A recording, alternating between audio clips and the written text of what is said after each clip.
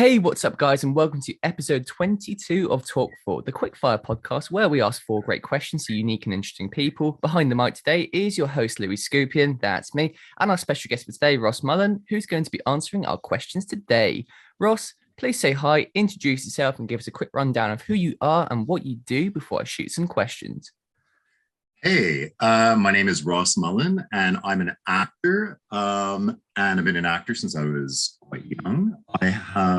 I'm kind of famous for not being recognized for what I do because I play creatures in movies and TV shows. I played the White Walker on Game of Thrones. I played the Silence in Doctor Who. I also puppeteered a little bear called Nev the Bear in a show called Bear Behaving Badly in the UK, and I also played the number taker on Numberjacks, which is a wow, there you go, learning school. Yeah. Interesting. So I'm late to the party and I only started watching Game of Thrones a couple of months ago, but obviously, wow, what an amazing project to have been a part of. I mean, I can't wait to ask a few questions about that, but I tell you what, you got to play some seriously cool characters, didn't you? Yeah, I have. It's been a really crazy career. Imagine. Well, I tell you to what, say the least. Let's dive into the first question, because that's exactly what the first question is about. So for my first question, how did you find your way into the acting space, and how did your journey take you to such awesome roles? Well, I've always wanted to be an actor since I was like 5. My initial desire is probably what has landed me where I am today. The first thing I really wanted to do is I wanted to be a monster on Scooby-Doo when I was a little kid. And my mom, no way, you can't be a cartoon character, but I could be an actor. So after lots of pushing and shoving at my parents, they eventually put me into drama school. I excelled in a lot of physical roles in drama school. I was a very physical actor. And when I left drama school, I went into a mask theater company. The form was called Commedia dell'arte. And I would say that really propelled me and prepared me for what I eventually would do, which is land a role in a miniseries called Dinotopia around the year 2000, from 1999. And I played a dinosaur for the early stages of what was motion capture, playing a dinosaur on set. So I was playing this wild, crazy dinosaur in Dinotopia. After that, my agent,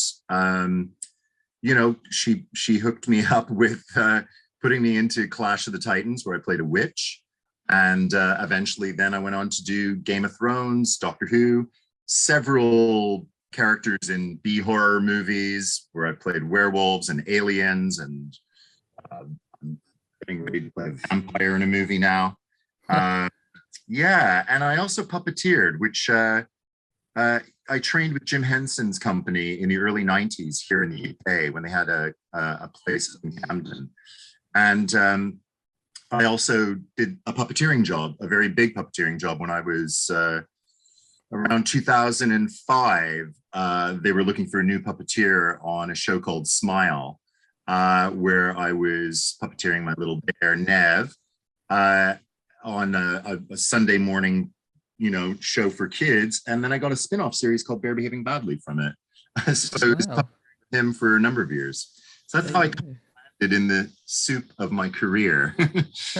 Wow. I'm an actor. I do a lot of stage work still. I've done a lot of musicals. I do some voiceover work as well. I've done lots of voiceover work over the years. Yeah, it's a little eclectic and crazy. I just kind of go wherever the work is, really. Fantastic. Just want to ask as well, I didn't know this actually, but so you said you're in Clash of the Titans, right? Yeah, I play one of the witches in the remake of the Clash. Is that the one with the eye and everything? Yeah, the eye. Brilliant. I'm the very tall, overweight, beautiful witch. I love it. I've got to go back now and watch that. I have to see it now. Yeah, it's the one with Sam Worthington and Gemma Arterton.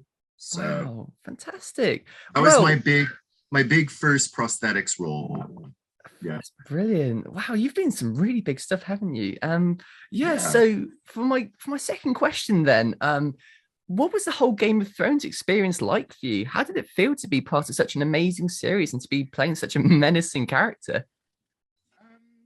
It was Unknown to me, really, because I had just finished doing Clash of the Titans probably the year before that. And I have to say, quite honestly, I didn't enjoy being buried in prosthetics that much. I can imagine. It's probably But very the hot, result, it was very, very hot and very difficult to shoot, very complicated. And I kind of swore to myself, I'm not sure I want to do that sort of thing again. But about a year and a half later, after we'd finished shooting, after the movie came out, I was contacted by the makeup artist who did the beautiful makeup on Clash of the Titans. And he said, are you around and would you be interested in working on Game of Thrones? This is what he said to my agent. My agent came to me and she said, you know, the guy you worked with on Clash of the Titans wants to know if you're interested in playing a monster in Game of Thrones. Well, I'd never heard of Game of Thrones. It had been on for one season and it was not really on my radar. It's not something I would have watched personally. And I immediately said, oh, I don't really know about that because I didn't really love doing prosthetic work. She said, well, they're really keen to see you. Can you ride a horse? And I said, no, I can't ride a horse. So I thought that definitely puts me out of the running. And she said, well, you know, she came back to me. She said, they're still interested in seeing you. If you want to go down, just have a chat with them. It's a really big HBO show. So I went down and I said, hi, I'm here for King of Thrones. And Nina Gold went, well, it's actually Game of Thrones. And I went, it's a game? I thought it was a TV show. And she went, no, it's a TV show. It's called Game of Thrones. Because I thought, oh, well, maybe it's like a computer game or something. I didn't know. I was like completely in the dark. That's too good. I went in and they showed me loads of pictures and drawings and concepts of what they believed the White Walker would look like. They described the character to me. They described the show to me. Then they gave me, you know, the inner tube to a wrapping paper, you know, like a toilet roll, like a inner tube. They gave me one of those. They asked me if I do sword fighting, which I do. I have done some sword fighting in my life. And they said, you know, pretend that's your sword. And off of the drawings that we've showed you and what we've described to you as the character, pretend that you're walking through the snow and there's a baby lying there in front of you. And you're going to do something really awful to it. So with my cardboard inner tube, I did my best. I took off my shoes and socks and walked over to the baby and pretended like I was going to kill it. And then in the very last minute, I gave it a little kiss. Oh, it was very funny.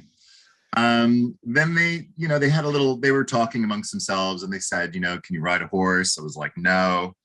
And they were like, you know, are you afraid of horses? I was like, no, because I've been on farms a lot. My dad grew up on a farm. But I said, you know, I don't know how to ride. And they said, well, if we put you out on lessons, you know, if we put you into lessons, would you be comfortable with it? And I said, yeah, sure, I could do that. I thought, you know, why would you send a 40-something-year-old guy out for horseback riding lessons? But they were keen to have me on the show. So off we trotted and I accepted the job on what I thought was King of Thrones. And then I started watching the show as I was preparing to do my role. And I realized, wow, this is actually a really good show. And when I found out that I was going to be the season finale reveal at the end of season 2, I thought, wow, this is really cool because their season 1 finale was amazing when they killed off Sean Bean. Spoiler. Yeah.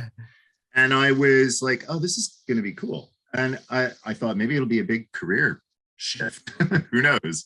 Wow. I loved working on it. I had an easy time on it. It wasn't like Clash of the Titans where it was very challenging. The makeup was totally different. I didn't overheat. In fact, actually, when we worked outdoors a lot of the time, it was actually trying to stay warm in that prosthetic, because when the prosthetic gets cold, it's very difficult to warm you up. You can't really. When you get hot, you can do certain things like put ice in your armpits and on your wrists and on your feet to kind of cool you down. But it was great. A fantastic team. Dave and Dan, the producers, were amazing and lovely to work with. I worked, you know, for 3 seasons on Game of Thrones. An amazing director, Michelle McLaren, who I absolutely loved, a fellow Canadian. I loved working on the horse. fantastic, I was trained by fantastic stunt people at Devil's Horseman out in Milton Keynes. And it was all around an amazing experience. And it was a career shift for me because after that, I was asked to be on Doctor Who and numerous horror movies and commercials. And I just finished working on a Marvel film, which I can't tell you which one it is, but next year. Okay. So yeah, it's been an amazing experience for me. And I have a ton of White Walker toys in my house, which I, only dreamed of in the days of when I wanted to be a monster on Scooby-Doo. That I would be a monster that is a toy is just blows my mind. So brilliant. Yeah, the dreams are ticked. And I loved being on the show. It was fantastic for me. That's great. What an interesting story. But can I just say the funniest thing for me is that there was no audition, there was no selection process. It was a case of Ross, grab this wrapping paper tube and go steal that baby. You're in. I know. And you know what? It's often the case that all of the jobs that have really been big career shifts for me have actually been because at the very last minute, somebody's just been like, we're really stuck and we kind of think you might be able to do this. Sure. Same with Clash of the Titans. I showed up for the role of the Jin Warrior in that, who is the big wooden, I don't know if you remember in Clash of the Titans, there's a big wooden warrior guy. Very. When I arrived, Lucinda Sison said, I'm really sorry, but actually we've already cast it today. We've decided. But she said, because you've come down, we're actually thinking of casting one of the witches as a really tall witch. And we would need probably a guy to do it. What do you think? And I said, sure. She's like, well, we don't have a script, but we want something kind of ugly, sexy, funny, weird. And I said, sure, turn the camera on. I'll give it a go. And I just was going around on the floor going, the eye, give me the eye. And she was like, oh my God, that was awesome. There you go. Yeah, you never know what's going to happen. And I just tend to say yes to work. Even it's very easy to get me to do a job, basically. Because as I said to you, I was like, oh, I don't know if I want to do another prosthetics job. But very easy convince, when people are nice and they're like, oh, we would really love you to do this. I'm like, yeah, I would. I know there were a couple of people they saw, but I think my build was right. They were looking for somebody, I was a bit slimmer than I am now, but they were looking for somebody skinny enough that they could build the costume up so he looked a little bit lean and ripped. Sure. And they needed somebody tall, but not too built up. So I think my size was just right, Perfect. A lot to do with it. Yeah. Interesting. Well, there you go. Yeah, it's good to be, a yes person, doesn't it, towards work and everything. And talking about actually, getting the work in the first place. For my third question, I wanted to ask, do you have any advice for new and aspiring actors who are looking to get into the industry? Anything to be looked out for or things to focus on in the early stages? Yeah, actually, I mentor young actors ones that I've taught. I did teaching at Performance Preparation Academy in Guildford. And I mentor some of the actors there now that they've graduated. My advice to young actors is get out there and watch a lot of stuff. Go to the theater a lot. Watch a lot of stuff on TV and movies. Find out what you like, first of all, what drives you, what makes you go, man, I want to do that. Also, watch stuff that maybe isn't always the best stuff in the land. So you can also say, hey, I can do that. That makes me feel like it's possible. That's my first advice. My second advice is, and this happened to me when I wanted to get into film and television more dramatically. I just called up a lot of film schools and got in touch with, film schools and said, hey, I'm an actor. I've been an actor for a number of years. I'm an actor. I want to work in film and TV and I need some experience. If you have any young student filmmakers who want to put me in a movie or I'm right for, you just got to be a bit kind of keen. Also hook up with other actors, do classes, do the Manuel Puro self-taping challenge. That is a really big a big, keen thing you should do. Mm. He's a casting director, Manuel Piro. He does 21-day self-taping challenge. You'll meet other actors, get keen, work together, work on small projects if you can, big projects, write if you can. I've done stand-up comedy in my life. I've done club work with cabaret work, do anything you can. And yeah, I think, my advice is say yes to everything within reason, obviously, Mm. Be cautious of people who are asking you for money or asking you to do things that you're not comfortable doing. That is, always run it by your friends, always run it by your family. Stay alert, but also, try and keep your heart open to things and new projects. The industry is full of different directions and paths that you can take. You can be in fantasy, you can be in drama, you can be in, I watch a lot of stuff. I watch every kind of genre there is. And, there's a lot going on out there, and you'll be expected to explore a lot of maybe different and uncomfortable areas of who you are as an actor and yourself, because a lot of the time the subject matters, even in Game of Thrones, are about sexual abuse or rape or, big topics that Definitely. asked of you. So put that into your psyche of how will I be if I need to work through stuff like that on set, when it approaches me, how will I react to that? And be prepared. Always be prepared. And you can only be prepared by doing as an actor. So I recommend take classes, get together with people, read scripts, and get vulnerable with it. That's my advice. Brilliant. That's great advice. And yeah, I like what you said there, because from, listening to your history and stuff as well, it's been clear that you've obviously had a clear idea of what you wanted to do, even since you were a young boy and stuff, but you've still gone and you've tried all these different things and you've got the experience in all these different areas and different genres and stuff. So yeah, it's definitely important to keep an open mind towards it, isn't it? It is, absolutely. You look at the work that Michaela Cole has done on BBC with what's her show? It was incredible. She did Bubblegum, which was incredible. But Michaela Cole, she did. Yeah, I can't help you with that one. I'm not sure. I'm going to help you with it right now because I'm getting it up. Perfect. I may destroy you. Okay. She's a fantastic actor, and she wrote an incredible piece with I May Destroy You, and she, explored a very dark situation, where she was, I believe, date raped, but it was like a funny show. It was completely different and unique way of telling a story. She's a young actor.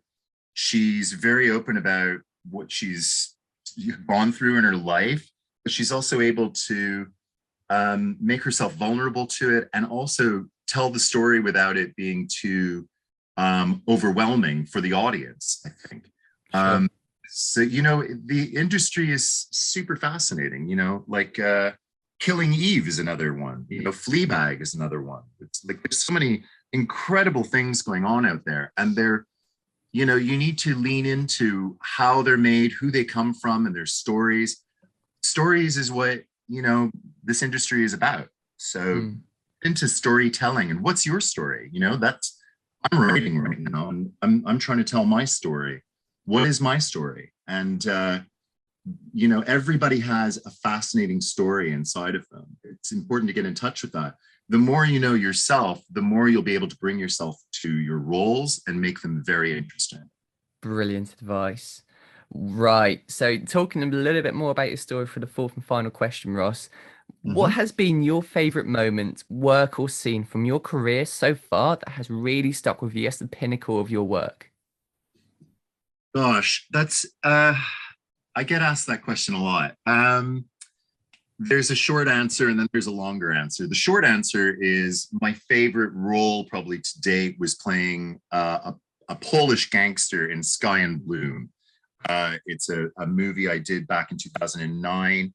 I loved it. I fought for the role because I'm not Polish, and I'm a I'm a gay man, and it was a real macho kind of heavy history kind of role.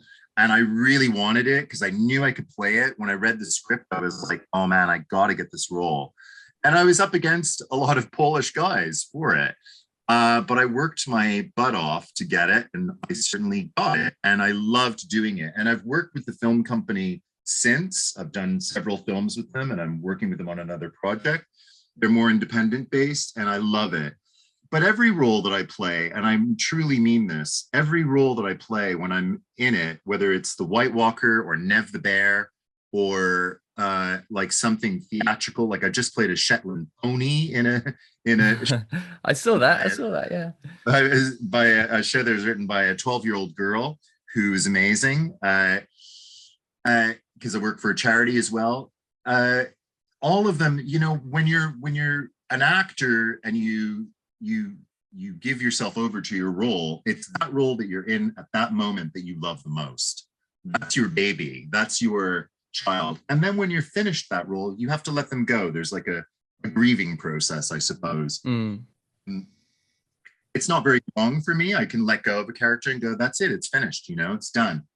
Another little, notch up there to my characters. When I look back on them all, they're all like, I think Dolly Parton says that about her songs. They're all my babies. And I think that about all my characters that I've played. They're all my babies. They're all mine. And they're all beautiful in their own little way, So it's hard to pick one out and go, this one was better than that one. But if I had to, I would probably say, playing Ducek in Sky and Bloom, which you can download as well and watch. It's on, I think it's on Amazon Prime, on Apple. I'm not sure, but you can find it easily enough from IMDb. Absolutely. Well, excellent. So that is our 4 questions done for today. And before we wrap it up, it is time for the shameless plug. Ross, feel free to take a minute and promote anything you're working on. Want people to take a look at, just something you believe in. I know you have a cameo and stuff, so feel free to promote anything you want people to see and take a look at. Hey, sure. Follow me on Twitter. Follow me on Instagram. And yeah, I'm on Cameo. Book a cameo for me, for your friends, for your family. And if if you think I'm right for a project, don't feel like you can't get in touch with me. As Joan Collins said, it's always good to work with a new kid on the block. And I love somebody who's got the gumption to kind of get in touch with me and go, listen, I've got a project. I'm really interested. Would you be in it? I'm all ears, and you can always approach me. And if I have the time and I have the ability, I always try to make things work or give my advice. So get in touch with me through social media. Instagram, Twitter are the best ways, and book a cameo. Hey. Brilliant. I've got a website, rossmullan.com. You can also email me through that. Epic. Brilliant. Ross, thank you so much for joining me today for the Talk4 podcast. It has been an absolute pleasure having you on. You're an awesome guy. Thanks, Louis.